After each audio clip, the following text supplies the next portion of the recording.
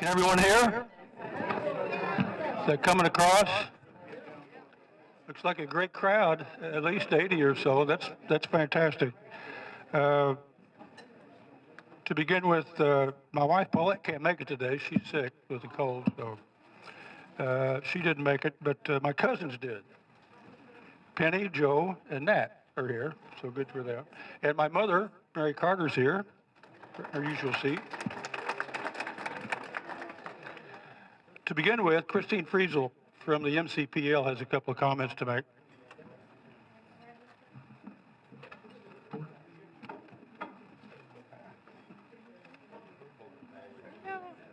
Hi, everyone. It's good to see you. I just want to let everyone know the is closed for carpeting. It will open up on November the 15th. Sometimes when you're doing construction, it doesn't always turn out right, or the schedule is not always right. So if you are making a special trip into the Indiana room to look at microfilm or use the books, they're all in storage. So you got to call first or check our website on the 15th just to make sure everything's working out okay. I can't get in for special. No, I know some of you have the shakes because you can't get the microfilm. So take a pill or eat some ice cream. That's wholesome enough. And then tomorrow night at 6 o'clock, I'm going to be teaching a class on at the public library on one of our databases called America's Historical Newspapers. And it's we're supposed to have a guest speaker, but she couldn't be here, so I'm going to fill in. I got her notes.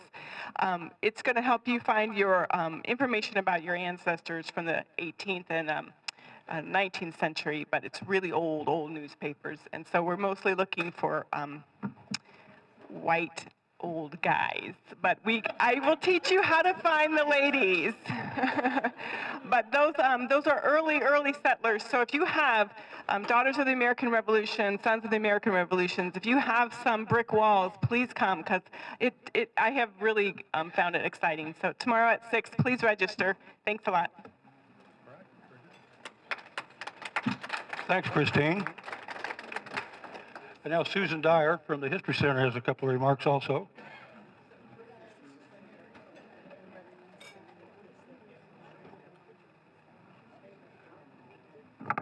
It's really more about us getting a chance to talk to all of you guys. Let's see. We have some programming coming up that you may want to know about. Our holiday sale opened up today, so be sure you come out. That will go from October 29th to January 11th. And then on this Thursday, we have a memory cafe, spooky stories or something like that, at 10 o'clock. And that's at the History Museum. We also have on November 9th, which is a Saturday, our first genealogy conference that we're doing in partnership with the library. So take a look at our website. It's free, and there's a day-long worth of programming. So that's a fun one. November 29th, Canopy of Lights, we'll have an open house. And for those of you who were waiting, the Cemetery Book, 2nd edition, is in, as well as Jeremy Bashir's Covered Bridges of Monroe County is in. Thank you. Thanks, Susan. And now my Minister of Propaganda and Enlightenment, George, has something to say. Good afternoon. Welcome to everyone. It's my wife, Mary Ann Carpenter, who has tolerated me for nearly 52 years. I'd like to say thank you to everyone for coming, and thanks for the Legion and the volunteers for taking care of us today, with special thanks to Brooke and Sharon and Marilyn Burke for kind of helping us get along here. Please be generous to our servers. I'd hate to have to go pick up the meals from the kitchen myself. I'd like to say thanks to my friends from CATS. Every time we have one of these sessions, CATS has recorded it, and we now have over 50 presentations. That's pushing 200 hours of presentations from CATS. One thing, email list. How many of you are not on our email distribution list, would like to be? Please see me at the end of the session, and we'll get you put onto that. One last thing. On the 17th of November, this is kind of a big deal. The city of Bloomington is hosting an open house to dedicate, so what I've heard is what they're calling Switchyard Park. This will be down at the old McDowell Railroad Yards, south of Grimes Lane. I hope to be there if the weather's decent. Yeah, a lot of our folks work there. You know, if you had family who worked for the Monon, that was a big deal back then. At any rate, should be a pretty good time. I think the city of Bloomington is getting ready to pull out all the stops on this, and it should be a very good time for us to be there. So I thought I might put that out in front of you. I may actually send out something on the email distribution list to remind you. One last thing about reminders and about cats. Every week we put the new presentation on YouTube. Subscribe, subscribe, subscribe. Every time we put one on there, I send out a notation. And if you're already subscribed, you receive those notifications automatically. Okay. Any comments, questions, criticism for the good of the cause? Yes, ma'am. I have a question. Rumors going around about Switchyard Park, and even though they've tried to clean up, whatever contamination, they think that it's still not a healthy place. Is there anything to that? I wouldn't be too concerned about that because I think all of the fish with two heads in Clear Creek are gone now. No, it was at one point they've covered that Switchyard Park with tons of clean dirt, and what was basically the worst part about it was, as I understand, was that it was coal cinders. Now, you admittedly will run into some contaminant due to that, but it should not have any effect on people being able to play and recreate there. Yeah, that's right. You know, that is my personal opinion on it. Have you heard this rumor going around? Have I heard the rumor that is contaminated? No, I have not. I don't live in Bloomington anymore. I live in Edinburgh. So I stay away from your rumors here in this town. Yes, ma'am. I can add something to that story. I just was in Citizens Academy, and we had a tour of Switchyard Park a few weeks ago. And it is true that there was a lot of coal dust. You're absolutely right. So they had a ream of experts in, and they either sealed it or they took some of the coal dust and put it into berms, high berms, that they covered them with a lot of dirt and grass under federal standards, so you can sit at the top of a bird and watch the performance space from a height. So as we walked through it, yes, there was coal dust, our shoes had coal, but they have worked to either seal it or to cover it in some safe fashion. Thank you for your input. We really appreciate that. Yeah, I'm looking forward to this, the opening of the park, and it's an honor to think that to paraphrase Arlo Guthrie when he sung the spirit of the city of New Orleans, where the sons of Pullman porters and the sons of engineers ride their father's magic carpet made of steel. To think that the great-grandchildren of men and women who labored in that park will be down there to recreate there and have a good time. It's a wonderful opportunity for Bloomington. I've said enough. Anybody else got anything to say? Thanks, Mike.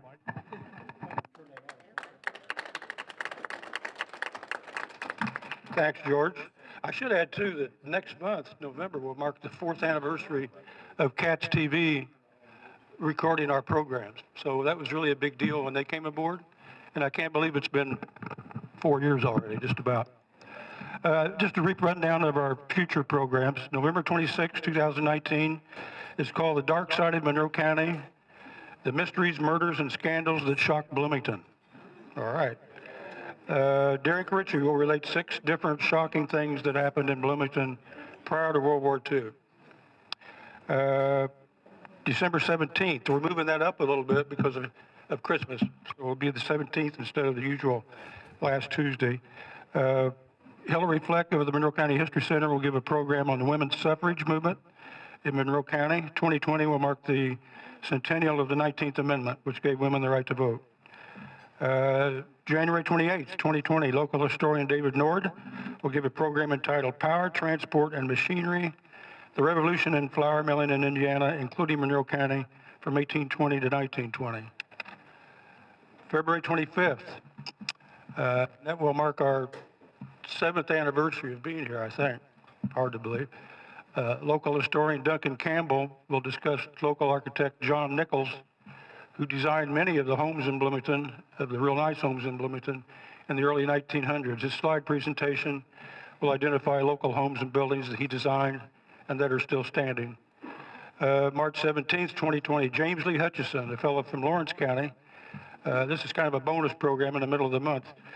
He was a radio operator on B-17s in World War II. And he calls this program a World War II bombing mission through the flak and back. That sounds interesting to me. March 31st, 2020, Dr. John Jake Butler will give a program on the history of transportation in Monroe County. It will cover Native American and early settler paths, water transport, the county's first roads, horse-drawn travel, the rise and fall of the railroad, and the invention of the automobile and the approved road network. April 28th, 2020, Michael White and Adam Stillwell from Cats TV, we got them to come in and do a program on themselves because they've been here about 45 years doing cable access television for the Bloomington area. May 26, 2020, Jeremy Boshears will reappear, doing more. He found out a lot more stuff on covered bridges than he gave at his last program. He's found out a lot more things, and it'll be a different program, not just a repeat of the old one.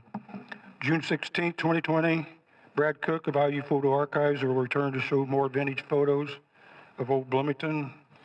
June 30th, Derek Ritchie will come back and give a program called The Demolition of the Morton Hunter Mansion and the Birth of the Preservation Movement in 1974. He'll discuss the Hunter and Laboratoe mansions and their importance to our past. July 28th, Clay Stuckey, an old friend and frequent contributor here, will give a program on the KKK and D.C. Stevenson, the murder trial involving Madge Oberholzer in the 1920s. So that sounds very interesting. August 25th, Nelson Schaefer, a retired IU geologist who's here today, will give a program called Building with Beauty, Constructing with Geodes. So I don't know anything about that. Should be interesting. And then finally, September 29th, 2020, James Capshew will give a program on Herman B. Wells entitled Beyond Being Lucky, Herman B. Wells and Indiana University. He's written a book on Dr. Wells, and that should be fascinating. So that brings us to today, local historian Randi Richardson, who's given probably 3 other programs for us here. She writes a weekly blog for the Monroe County History Center. I'm going to give her a title of her program. It's called Once Upon a Time in Monroe County. And Clay Stuckey said, don't describe the program, just tell us the name of it. She'll describe it, so. Thanks, Clay. He always has good stuff. All right. Randy?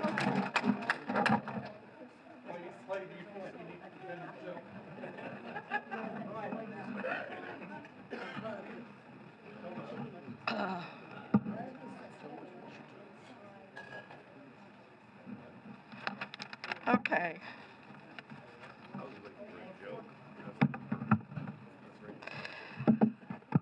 Now, if you can't hear me, wave your hands madly. I'm hearing impaired, so I'm very sympathetic to those with a similar condition. Now, among my most cherished memories as a child was sitting in my father's lap and listening while he read me fairy tales.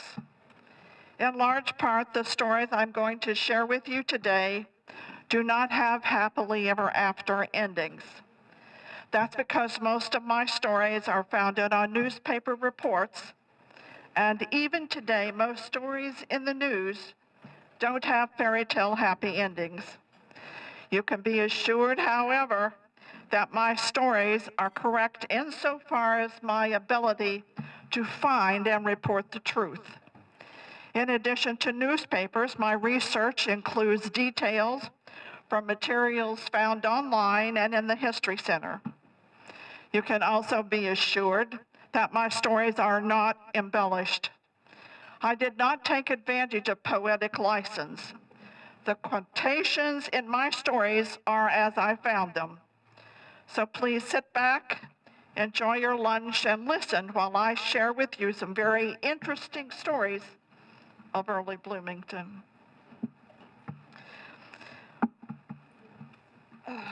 Let's see.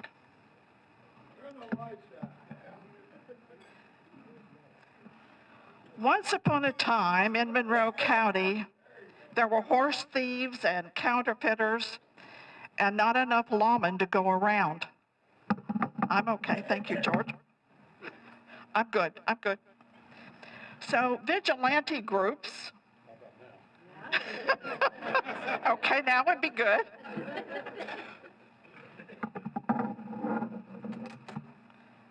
I'm not sure how to do that. Vigilante groups, also called regulators, were established to enforce the law, especially in rural areas.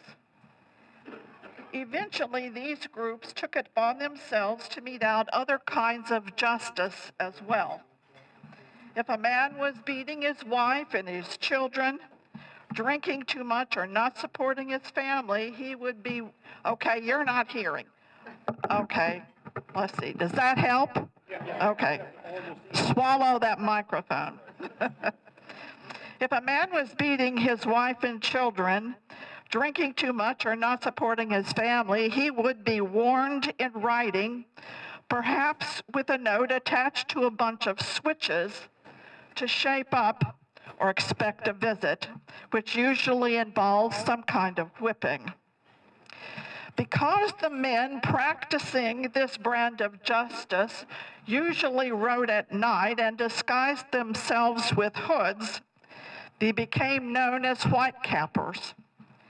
They existed in many other counties and many other states, not just Indiana and not just Monroe County. Whitecappers are not to be confused with the Ku Klux Klan. Their actions had nothing to do with race, religion, or nationality. Often, Whitecappers sought justice for their own needs. Ed Bingham, variously identified as Edward and Edmund, was one of the victims.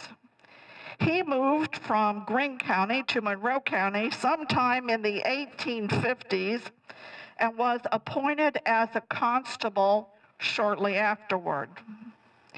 In addition to his duties, he also farmed at his home near Palestine, which is located in southwestern Monroe County near Stanford. In the spring of 1857, Ed was given a warrant to serve on a man who was known to others as a Whitecapper. Perhaps Ed didn't realize that when he called on the man, or perhaps he knew and believed that he could handle the situation. Not long after serving the warrant, Ed and his wife Esther awoke to an awful noise of someone breaking into their home. Esther was knocked around a bit at first because in the dark, the men didn't realize who she was.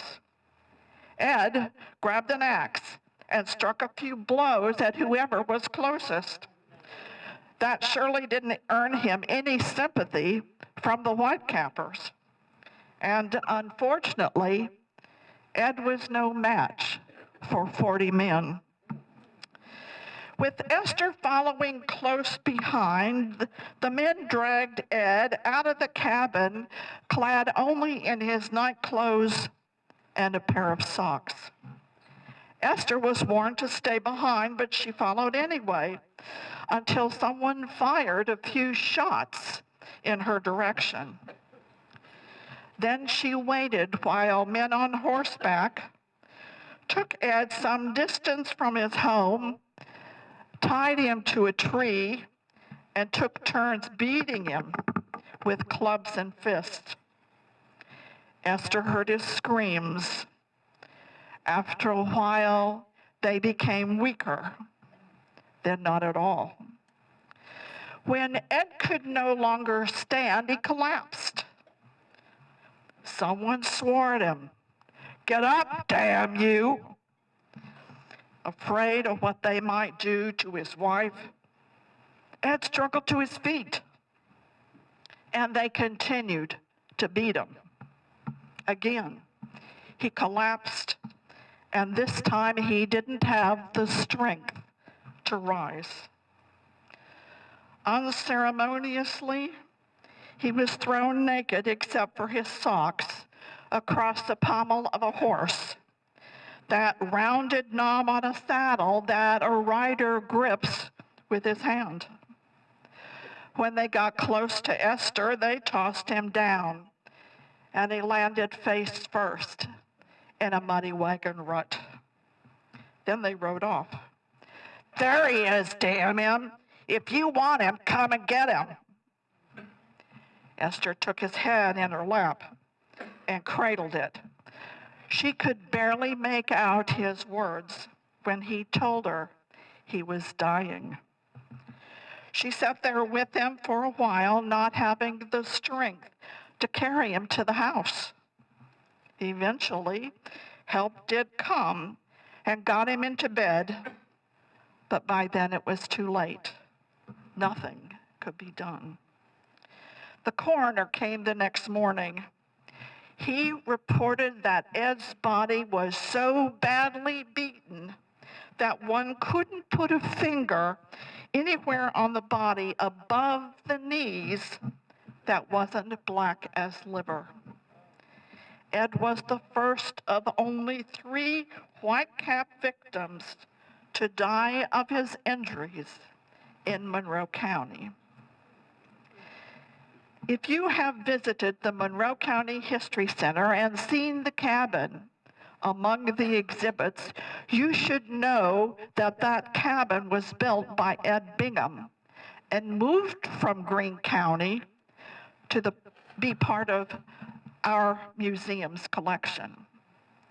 And now that you know something about the early history of whitecapping, you should also know that in 1889 it became a crime in Indiana, but continued to exist because whitecappers existed in high places of government and in the court.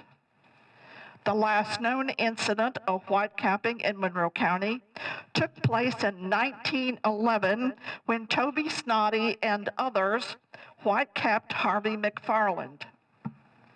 It happened because Harvey's sister ended up with some land at a tax sale that Snoddy had previously owned, and Snoddy wanted it back. The case went to trial and ended with a hung jury. This exasperated Indiana's governor, who found it embarrassing to have whitecapping occur in the same county as the home of a state university.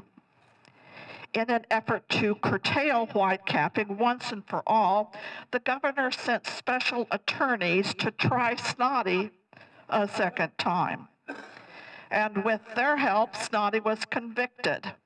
Only one of 2 people ever convicted of whitecapping in Monroe County. He was sentenced to serve from 2 to 14 years.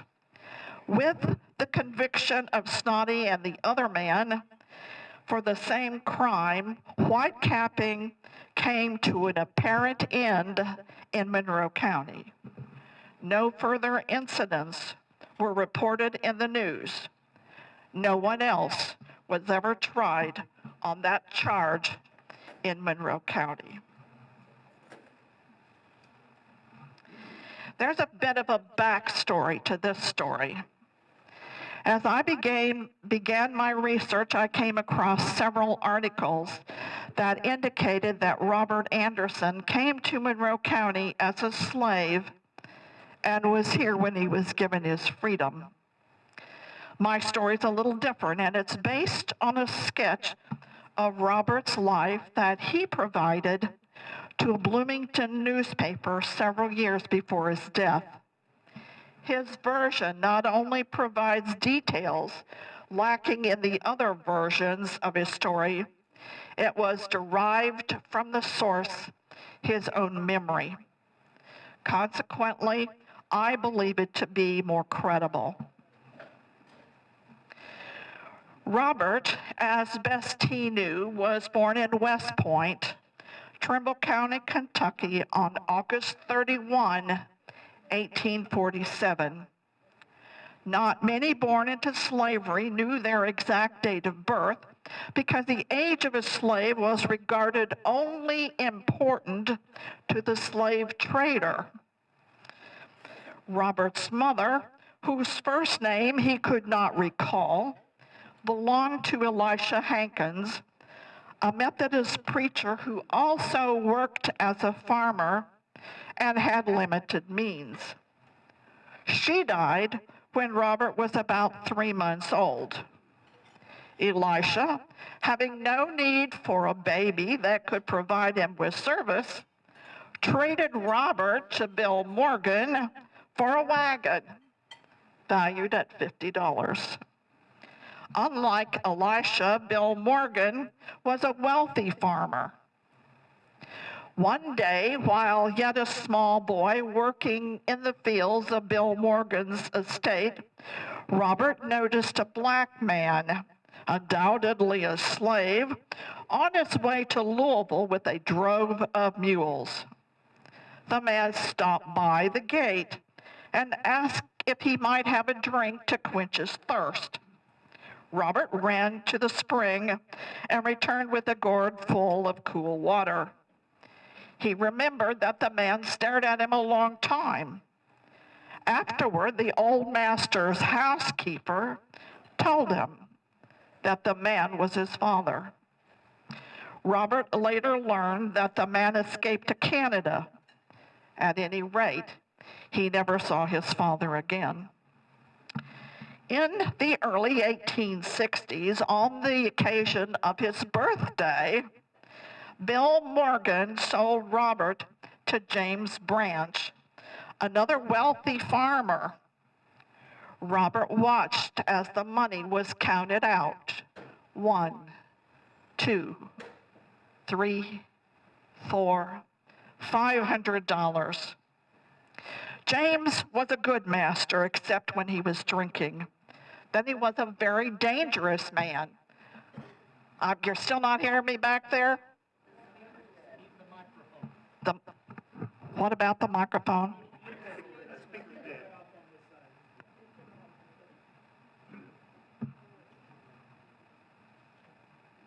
I don't know what anybody said. Speaker on this side cut off. I think we plugged your speaker in. Anybody know how to plug the speaker in?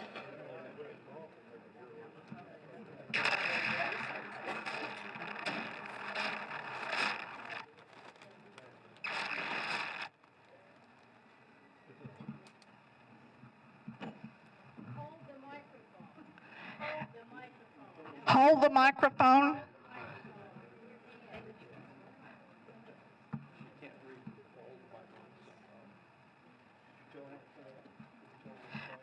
Are they saying hold the microphone? Okay.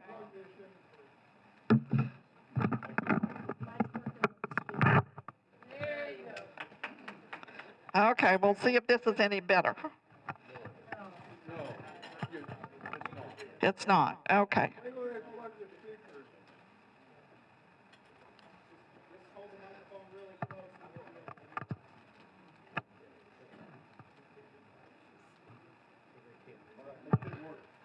Okay, can you hear me any better?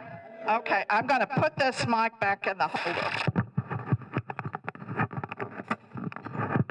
Okay.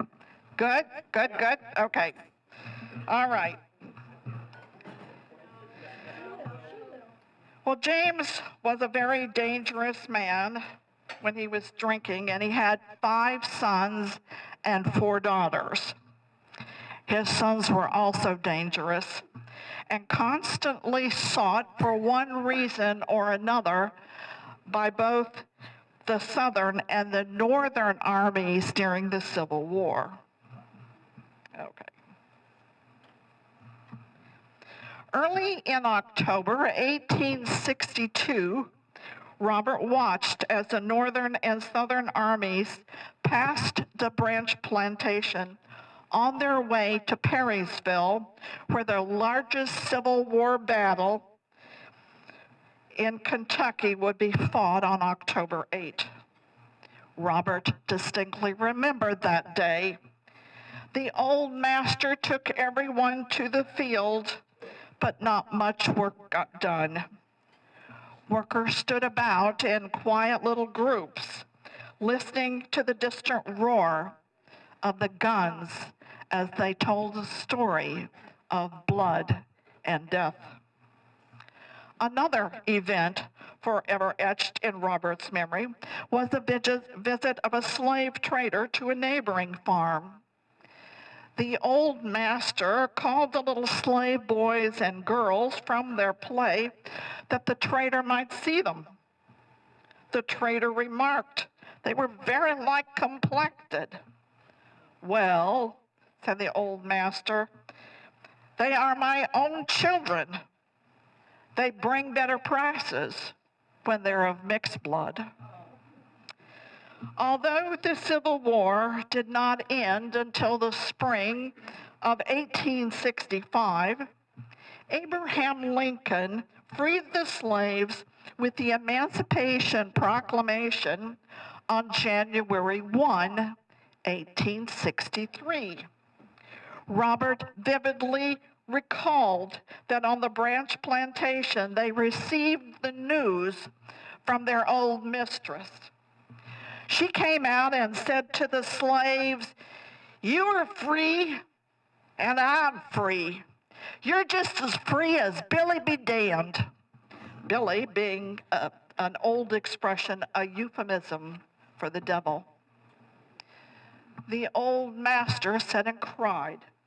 He said, "I don't want to see one of you on the plantation in the morning." Later, however, he went to Robert and offered to educate him if he would stay on with him. Robert, however, had not forgotten how the old master threatened to whip him for learning to read and dared him to be seen with another book in his hands. Robert had had enough of slavery, so he left and went to Louisville, where he hired out to Dr. Edward Minor. Then he went north to Jeffersonville, where he lived a few years. Afterwards, for reasons unknown, he came to Bloomington, where he remained until his death, after marrying twice and fathering 9 children. Robert died suddenly on a warm June day in 1928 at the age of 80. According to his obituary, he and his wife had been members of the Reformed Presbyterian Church for many years, among the very few blacks belonging to a white church. At the time of his death, according to deed records, he lived on a couple of acres of ground purchased from the church and had an attractive home. He lived next to the Covenanter Cemetery, where he, his first wife, and several of his children are buried. He was survived by a daughter and 3 sons. Today, there are still descendants of Robert Anderson living in Monroe County.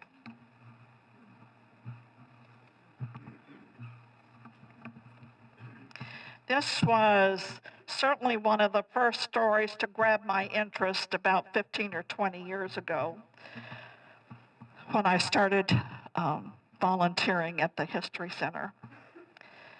John Sears Bloomington's night watchman was on patrol about 1 a.m., February 9, 1876, when he was approached on the square by a masked man. A shotgun was aimed at his face. At gunpoint, he was taken to the jail. About that same time, another masked man rapped at the door of Sheriff McKinney's residence at the jail. Once the door was open, the sheriff was bombarded by men with guns. They demanded that he turn over the keys to the jail. When he refused, he was bound, a rag placed in his mouth, and along with his wife and the night watchman, he was placed face down in the hall where they were closely guarded at gunpoint. Members of a mob, some said it was as many as 75 or more, surrounded the outside of the jail. About 15 or so, having gotten hold of those keys, entered the jail. First, they stopped at a cell where Hoosier Mershon was held. They asked him if he had anything to do with the murder of John Moore. When he said no, they moved on to the cell of Crook Mershon, Hoosier's brother. Hoosier hollered out to Crook, "They're coming, Crook. The hall is full." Then he hid under his bed. Crook stood up as the men approached his cell and keyed it open. He said, "I'm ready for you. I want to..." Before he could finish what he was saying, as many as a dozen shotguns loaded with slugs were discharged into the cell. 5 or 6 of those shots struck Crook, and he fell to the floor dead. 3 shots entered his chest, 1 in the arm, and another passed completely through his head.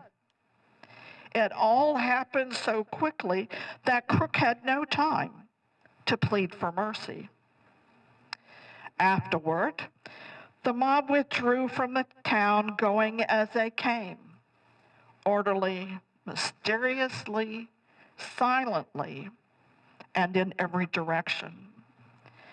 It took a little time for the horror-stricken sheriff to free himself and give an alarm.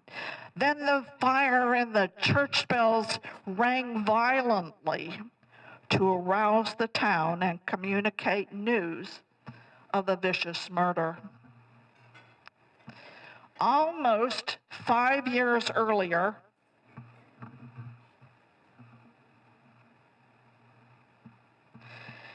in the spring of 1871, Cornelius A. Mershon, a.k.a. Crook, killed a man, John Moore, in a Bloomington saloon.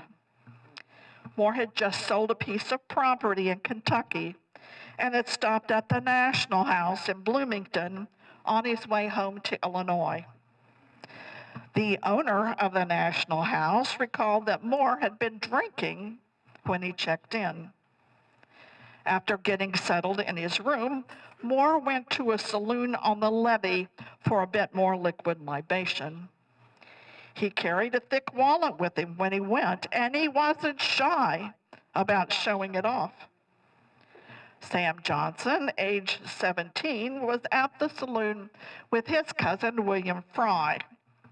They noticed some men in a back corner. As they stood at the bar with half-consumed drinks in their hand, they heard a loud noise that prompted them to turn around. It was then that they saw Crook cutting a stranger with a knife. In fear for their life, they made for the door, where Crook stopped them and threatened to hang them if they told what they saw. Crook threatened them again on the street the next day, and again for a 3rd time, before they were called to testify before the grand jury. Not needing a fourth reminder, both men immediately left the state and made sure they were difficult to find before Crook went on trial. More, the murdered man was reported missing the next day. His body was never found. For years, it was believed that Crook had disposed of the body by burning it in the firebox of a Monon engine standing on a siding near that saloon. And I'm going to tell you, his brother, Hoosier, is the one that started that story. It was said that Crook was the crony of the Monon's engineer. When the case finally went to court 4 years later in 1875, Sam had been found and brought to court from Illinois and his cousin William from Arkansas. They were separated and prevented from sharing notes, but their stories varied but little. This time they honestly told what they had seen. With their testimony, Crook and his brother Hoosier and a man named Francis Williams were convicted of first-degree murder. Both Crook and Hoosier were given life sentences at the prison in Jeffersonville. By the time it was all said and done, the trial had cost the county nearly $30,000, which in today's valuation would be more than $700,000. With the help of their attorney, Indiana's ex-governor, Paris C. Dunning, who had been a childhood friend of their mother, the Mershon brothers were granted a new trial in November 1875, just a few months after their incarceration. They were subsequently returned to Bloomington to await the trial, which was likely to be decided in their favor, since at that time, neither of the key witnesses could then be found. The community was adamantly against a second trial. They didn't want the expense of a trial, and they didn't want to set free a man, Crook, who had had a very bad reputation for a very long time. So some members of the community took matters into their own hands. None were ever tried for the lynching of Crook, and the entire family of Mershons, most of whom were little better than Crook, were threatened to leave Monroe County within 30 days, which they did because they were unwilling to risk a repeat performance of Crook's violent death. Crook's mother, Cynthia, was later arrested and returned to Bloomington for setting fire to a man's barn sometime before Crook was killed. She claimed that she was placed in the very cell where Crook had died, and the walls and the floor were stained with his blood. For this, she sued Monroe County for $20,000. Although I don't know how the matter was resolved, I seriously doubt that she won her case.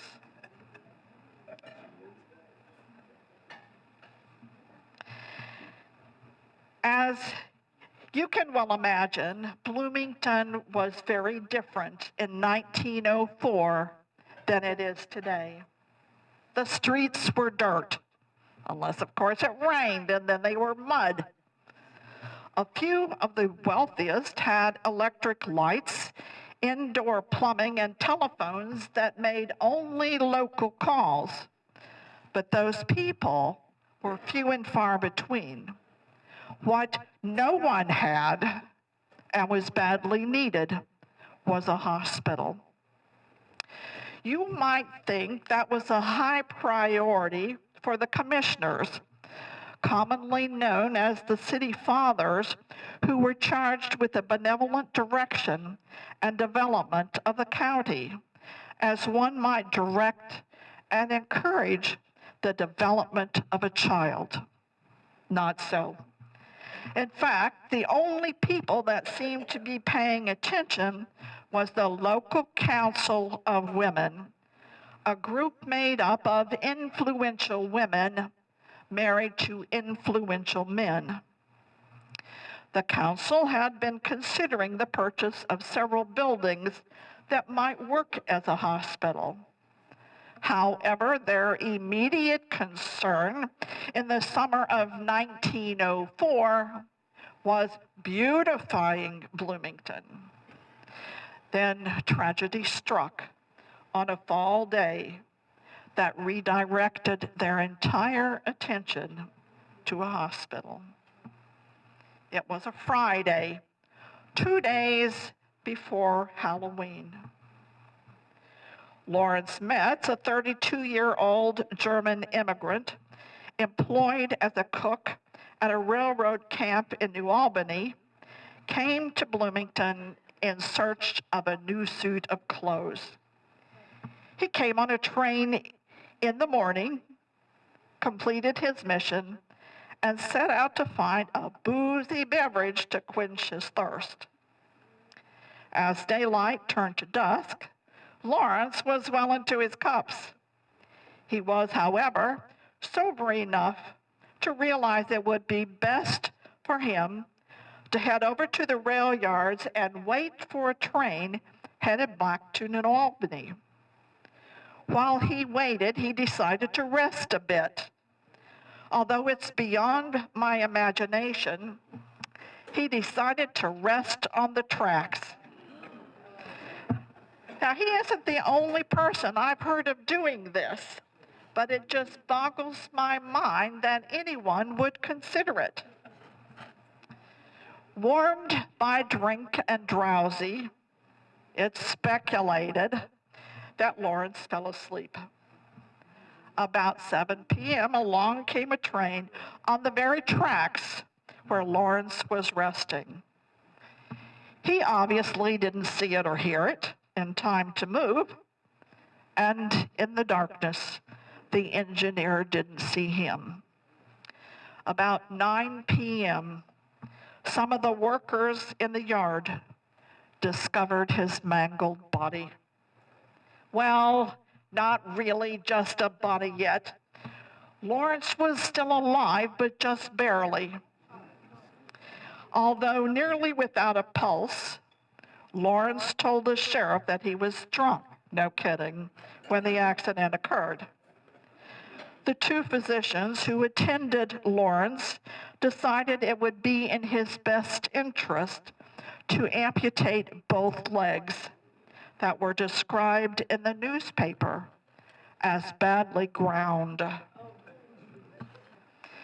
At 6 a.m. Saturday morning, October 30, 1904, nearly 12 hours after being struck by the train, Lawrence's suffering was relieved by death.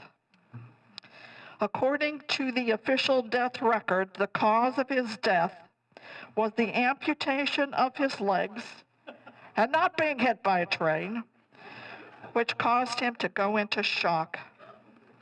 Undoubtedly, the surgery was done under very primitive conditions for the simple reason there was no hospital. Lawrence's death seemed to be the straw that broke the camel's back.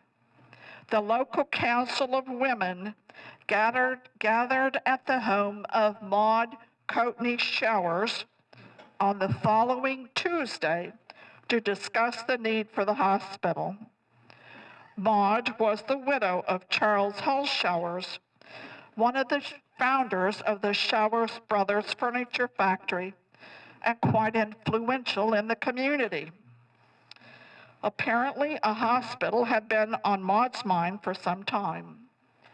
She mentioned several possible sites for the hospital, including the Isaac Hopewell Place at the corner of First and Rogers. The building was a 10-room, 2-story brick located on about 3 acres. Apparently, this suggestion met with majority approval. Fundraising was begun almost at once to cover the $6,000 cost of the building, and by mid-April 1905, half that amount had been raised by less than 20 of Bloomington's leading citizens. During the summer, a number of carpenters, under the leadership of the Council of Women, were kept busy remodeling the big brick house. In early October, it was announced that the Bloomington Hospital would open in November 1905, a year and a month after the death of Lawrence. A woman from Indianapolis was hired by the local Council of Women as the superintendent.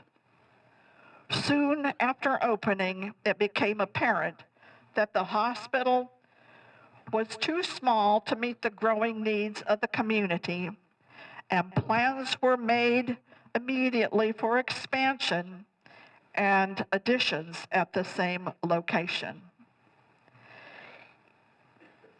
Each of the changes were made through the local Council of Women, who I know remained in leadership at the hospital at least through 1955.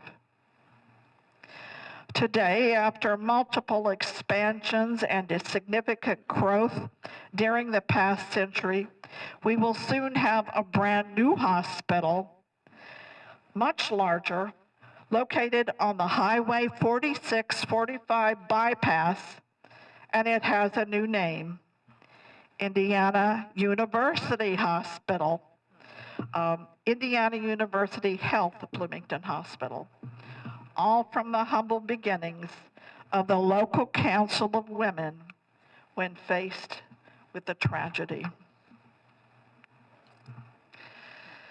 A year or so ago, and periodically I go out and search the internet for things related to Bloomington, I came across a little booklet about Harry Axtell as a world-renowned turkey breeder in Monroe County. Now, I certainly didn't know we had any world-renowned turkey breeders in these parts. That name caught my eye because I own a piece of rental property in the Axtell edition. So I bought that booklet and set out to learn what I could about Harry Axtell. Here is a much abbreviated version of what I found. Harry A. Axtell was born with a silver spoon in his mouth. Then again, maybe not, but it is certain that he had many more advantages than most children. His father, Andrew Jackson Axtell, was a prominent Bloomington physician in the late 1870s until the time of his death in 1900. Harry was the youngest of Dr. Axtell's 7 children that, at the time of his birth, ranged in age from 5 to 21. Given the age and the fact that Harry's mother was in her 40s when Harry was born, I think there's a pretty good chance that Harry was coddled to the point of being spoiled more than a bit. After finishing high school, Harry enrolled at IU, but not right away. At the age of 19, he went west and remained there for a year. As he headed back to Indiana, in 1893, he took a job at the World's Fair in Chicago as a member of the Columbian Guards, a private police force. Oh, let's catch up here. There we go. Eventually, Harry did find time to work on his studies, and by 1897 was a proud owner of a law degree and began practicing almost immediately. That same year, he took a fellow student Jean Thompson Wiley, commonly referred to as Jane, for his wife. Jane's father, Reddick Wiley, was the son of Professor Andrew Wiley, the first president of Indiana University. He was also very prominent in the community, an ex-county commissioner and a successful farmer. Together with his wife, Madeline, Reddick must have been thrilled that Jane, the oldest of their 4 children, had married so well. Their new son-in-law, wouldn't you agree, was very good-looking, well-spoken, educated, and from a good family. Both Harry and Jane shared an interest in real estate. Harry purchased his first piece of property in 1895 at the age of 25. Soon after his marriage to Jane, the couple began buying a significant amount of property, both separately and together. By 1904, among other parcels of property, Harry and Jane owned 36 lots in what became known as the Axtell's Addition. But Harry's interest went well beyond real estate. In 1904, in addition to practicing law, selling real estate, and developing property, he was also employed as secretary of the Real Estate Building Fund Association and served as Bloomington's city treasurer.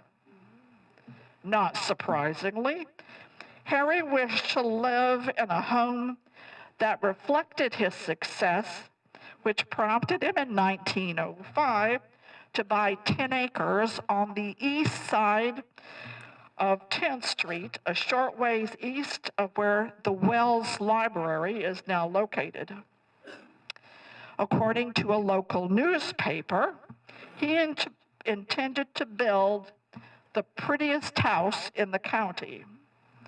It was to have 14 rooms in finished hardwood with a living room measuring 18 by 22 and a dining room 14 by 18. The anticipated cost of the home was $10,000, about $300,000 in today's valuation, well beyond the means of most people living in Monroe County. This is that house. Harry's good fortune, however, was about to run out. And you're still thinking, well, where is she going with this, with him being a turkey farmer? In April 1908, perhaps having a premonition of impending doom, Harry resigned as Bloomington city treasurer and as secretary of the Real Estate Building Association. Several months later, a cessation was created when it was announced that there were irregularities amounting to $38,000, more than $1 million in today's valuation, at Harry's accounts at the association. Sure enough, Harry had been cooking the books. Madeline Wiley, Harry's mother-in-law, who was by then a widow, promised to make good any shortages at the association. In this manner, she hoped that the charges against Harry might be dropped. Harry, apologetic and contrite, confessed to his inappropriate use of other people's money and placed all of his assets, including that lavish new home, and even his clothing, at Madeline's disposal to cover the shortfall.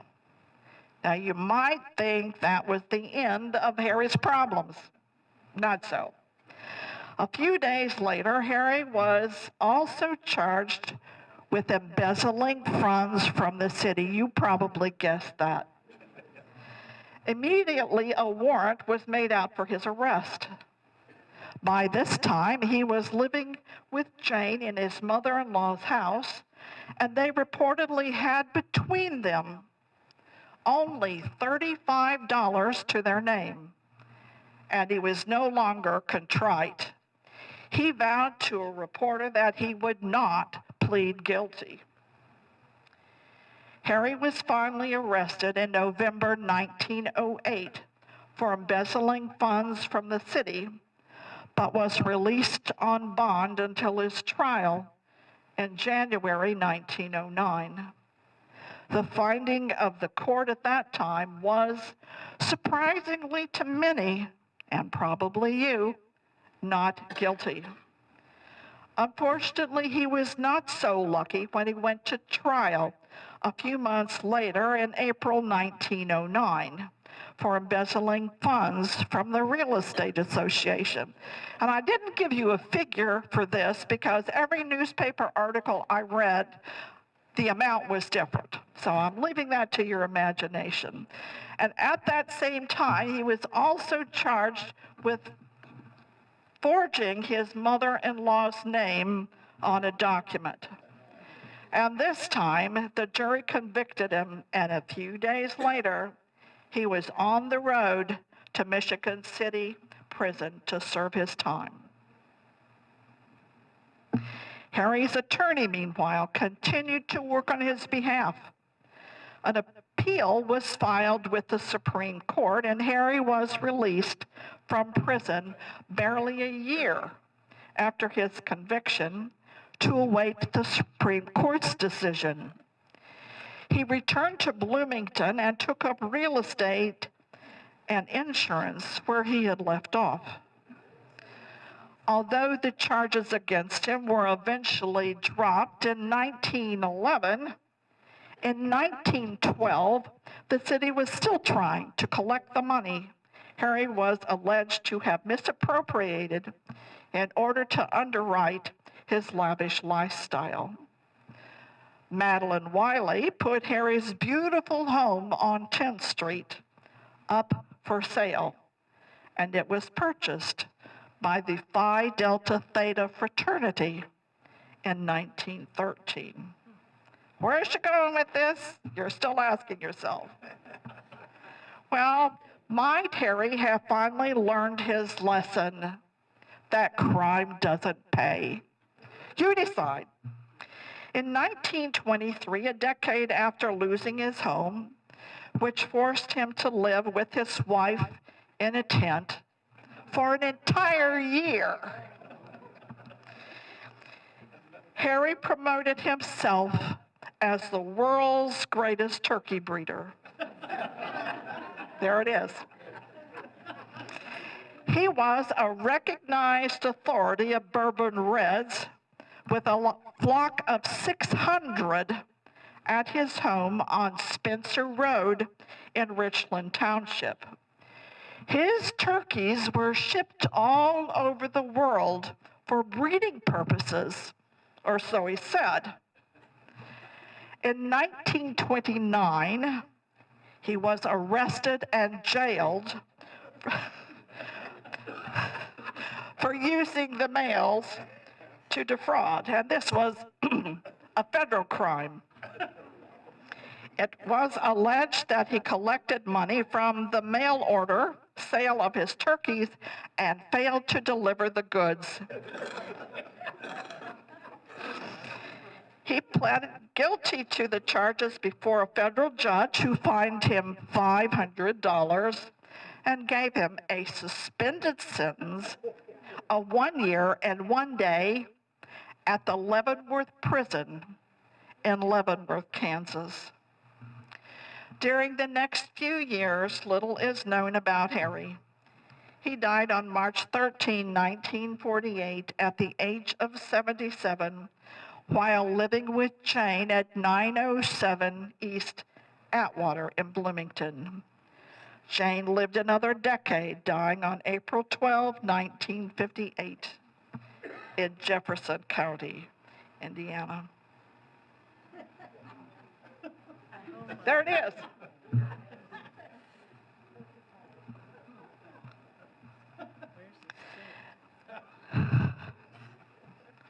My next story, that's from that little pamphlet I bought, just in case you're wondering where I got that. Birdman narrowly escapes death. I was in the public library researching, and I needed some help. The guy came over and helped me, and I told him I was doing research for these blogs I wrote periodically. And he said, well, have you heard about the Birdman? And I said, no. Tell me about that story. So this story is based on what he had to say and my research. On the morning of the 11th, let me back up. The first ever Boosters Day in Bloomington was scheduled for Wednesday, October 11, 1911. Most noteworthy among the scheduled events of the day was the appearance of a birdman, Horace Kearney, who was to make 2 flights over the city, one at 10 a.m. and the other at 2. This picture is on a postcard at the Monroe County History Center. I doubt that you all know that story. So on the morning of the 11th, the day dawned bright and clear. There wasn't a cloud in the sky, and people from miles around gathered behind barricades at Dunn's Field to watch the takeoff. Kearney, meanwhile, scoped out that section of the field that he would use as a runway. He noticed a couple of fence posts at the end of the field, but believed they were spaced far enough apart that they shouldn't present a problem. What he didn't see was barbed wire strung between the posts. 10 o'clock came and went as Kearney cleared the field of debris and the rigs in which the plane was delivered. Meantime, the crowd of several thousand was becoming restless. Finally, at 11 a.m., everything was set to go. Hardly a person on the field spoke as Kearney, who'd been badly injured several months earlier, threw down his crutches and, with the aid of his mechanic, climbed into the plane. The mechanic then twirled the big propeller, and the machine was off. As the wooden and canvas bird neared the fence posts, Kearney finally noticed the barbed wire.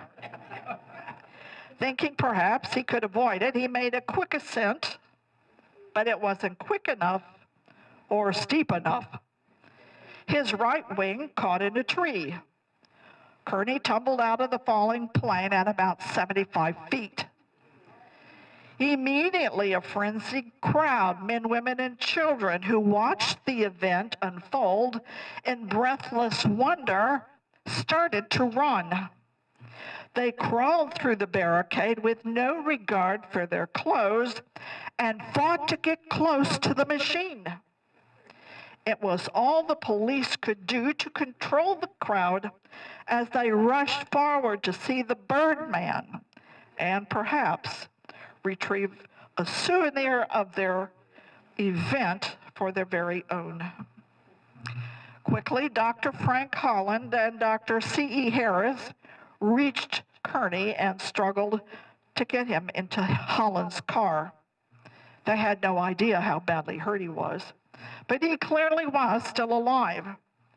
As he was carried away, Kearney muttered, "I'm all right, but my machine is a wreck." At Dr. Harris's office, it was determined that Kearney was badly bruised, but his injuries were not life-threatening.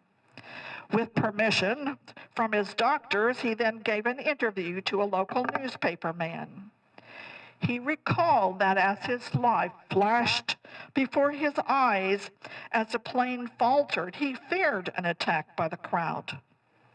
Recently in Chicago, when an aviator fell, the crowd rushed upon him, stripped him of his clothing, tore out his hair, and even took their handkerchiefs and soaked up his blood that they might have a souvenir. Kearney also queried the reporter, "How bad was my machine hurt? It's the machine that I am worrying about. It will sting me at least $1,000, I'm afraid, to make the repairs." Kearney, age 26, went on to tell the reporter that he was struck with a fever to fly about 2 years ago and planned never to quit, although he had had several serious accidents during the short course of his career. A year ago in August, when his assistant failed to put enough gas in the bird, Kearney's plane went down at 2,000 feet and crashed in someone's yard. As a result of his injuries on that occasion, Kearney was still forced to spend several weeks at the hospital with broken bones and needed crutches to get around on the ground. Perhaps you have realized by now that luck wasn't necessarily on Kearney's side. Kearney, however, realized no such thing. He kept right on flying until a fateful day in December 1912, a little more than a year after his fiasco in Bloomington. According to a number of newspaper accounts, Kearney was scheduled to take off from Los Angeles and fly to San Francisco. He was accompanied by Chester Lawrence, a young and promising newspaper reporter who had been ordered by his boss to join Kearney on the flight. A few days later, the bodies of the two men were found. Lawrence's body washed up on the shore. A day later, Kearney's body was found at sea. It is speculated that the plane took a fatal plunge into a turbulent sea shortly after takeoff as it disappeared from sight. So ended the life of another birdman. It was just 9 years after the Wright brothers made their first successful flight at Kitty Hawk with the powered aircraft. This is my last story. Just 1 week after his discharge from the Greek army, 27-year-old Nick Chrismalis left his native home and his mother and set sail for the United States. The year was 1916, and the whole world was at war. Nick's childhood chum, Tom Coloris, and I'm probably saying that wrong, had settled in Bloomington a few years earlier, along with his brothers, Ted and Gus. Perhaps that's what prompted Nick to come to Bloomington, and the four Greeks became roommates. Beyond that, they also worked in Tom's shoeshine parlor on the east side of the square. Shoeshines were offered for 10 cents every day of the week, including Sundays and holidays. Tom's shine parlor also cleaned hats. Maybe Nick arrived in Bloomington with an expertise in hats, or maybe he learned what he knew in Tom's shine parlor. At any rate, when he registered for Uncle Sam's World War draft in June 1917, he noted his occupation as Hatter. He was still single, and the registrar noted that he was short, about my size, and stout. Uncle Sam, however, must have liked what he saw, because Nick was inducted as an Army private sometime between the summer of 1917 and the summer of 1918, when 2 lieutenants at Camp Zachary Taylor in Louisville testified on his behalf to become a U.S. citizen. Although it isn't known just how long Nick served in the U.S. military, it wasn't long. When Nick came down with a serious case of the Spanish flu, he was given a discharge and returned to Bloomington sometime before August 1918. That was the month that the Shine Parlor, known then as Nick and Tom's, and not Tom and Nick's, advertised the availability of peanuts and popcorn, 2 sacks for a nickel with a coupon, from their store right across the street from the Indiana Theater. Nick was progressive, very progressive, always trying something new.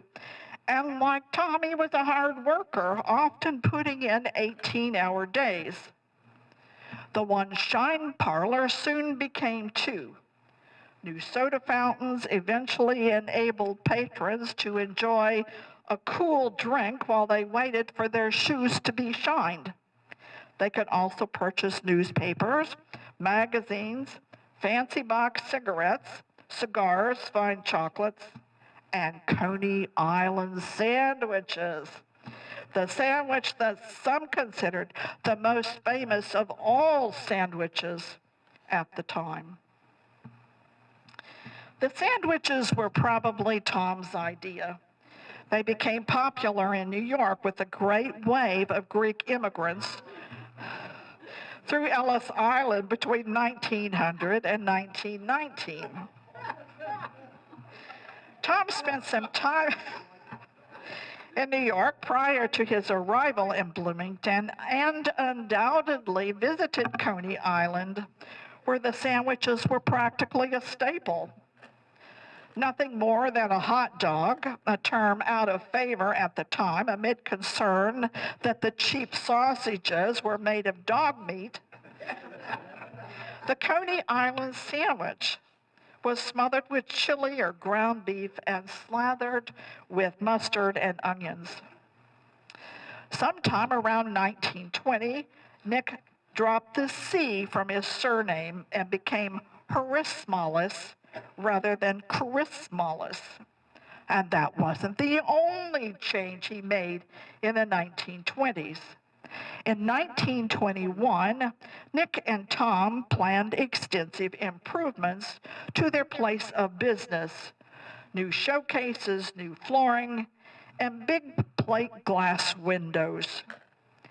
In 1922, they purchased a Ford delivery truck and advertised the delivery of 6 or more Coney Islands to any part of the city. They also bought property on Kirkwood, and a 2-story building for a restaurant was well underway by the spring of 1923. Perhaps the biggest change of all was Nick's marriage. In the late summer of 1927, he left Bloomington for a few weeks' visit to his mother and home in the old country. While there, he took Katina, often called Catherine, as his wife. After their return to Bloomington, Katina frequently worked side by side with her new husband and his partner. In 1929, she gave birth to a son, the only child born to the couple. His name was Frank. You might have heard of him, Frank Harismalis. It isn't certain when Tom left with his brothers, Ted and Gus, or where they went, but one thing is for certain. They disappeared for good from Indiana. Nick then took a man known only as Pete as his new partner. Nick and Pete's, as the restaurant was then called in 1928-29, became the English Hut sometime before 1934-35. And it was called Nick's English Hut by 1936. Is there anybody here that isn't aware of Nick's English Hut? Having finally found the business opportunity that satisfied him more than any other, Nick set aside all other business interests and, along with Katina, focused all of his energies on Nick's for the remainder of his life. Still a relatively young man, Nick died in 1953 at the age of 62. Katina continued to hold down the fort, much to the consternation of Frank, who was enrolled in medical school. Like any good son, he worried about the health of his mother. When an opportunity to sell the business presented itself in 1957, Nick was sold to Frank's schoolmate and Nick's former friend and business associate, Richard Dick Barnes. Today, Nick's is a Bloomington icon. There's hardly anyone who has been in Bloomington any time at all that isn't familiar with Nick's. It continues to be one of Bloomington's most popular establishments and a lasting legacy to Nicodemus Malus, the Greek with a dream. After compiling this story, I came across an interesting tidbit about Nick's in the news. In 1955, two IU students, Robert DeWitt Jackson Jr. and Lawrence Scott, lodged a complaint against Nick's in the Monroe County Circuit Court, alleging that on a day in November, they were refused service based solely on their color. This was 10 years after President Herman B. Wells manipulated the integration of the Gables for the benefit of George Taliaferro and fellow blacks. I don't have any additional information about how that matter resolved. And if you have enjoyed my stories this afternoon, I encourage you to subscribe to the library's blog. I often share my stories there, but it is not my blog. And if you have stories that you would like to share, you can get in touch with the library at the History Center. And if you hate writing, get in touch with me through the History Center. If you can pique my interest, I will write your story. And now I'm going to take a few questions, and I would like you to wait for the microphone. And you've got the microphone. Okay. Remember, we need to switch yours. Yes, okay. Here's the way this works. In order to keep from getting feedback with the microphone, when this one's on, that one needs to be off. When this one's off, that one will be on. Say, do you think Mr. Axtell learned about turkey breeding at Michigan City in the prison? I was just curious. I didn't know.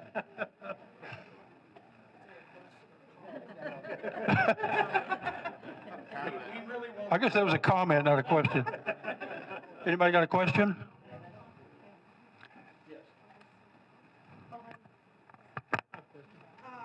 Michael, he has a question. Who does? No, I want my light back. Did you have a question? Oh, wait a minute. Here. Thanks, George. All right, here we go. Just a detail. Where is Axtell's addition in Bloomington? That was it. That was in my story, and I took it out. On the north and the west side, it's between First and Wiley, and on the east and west side, between Walnut and Lincoln. So 36 lots over there. And every time I have to pay taxes, I see that. Any other questions? Okay.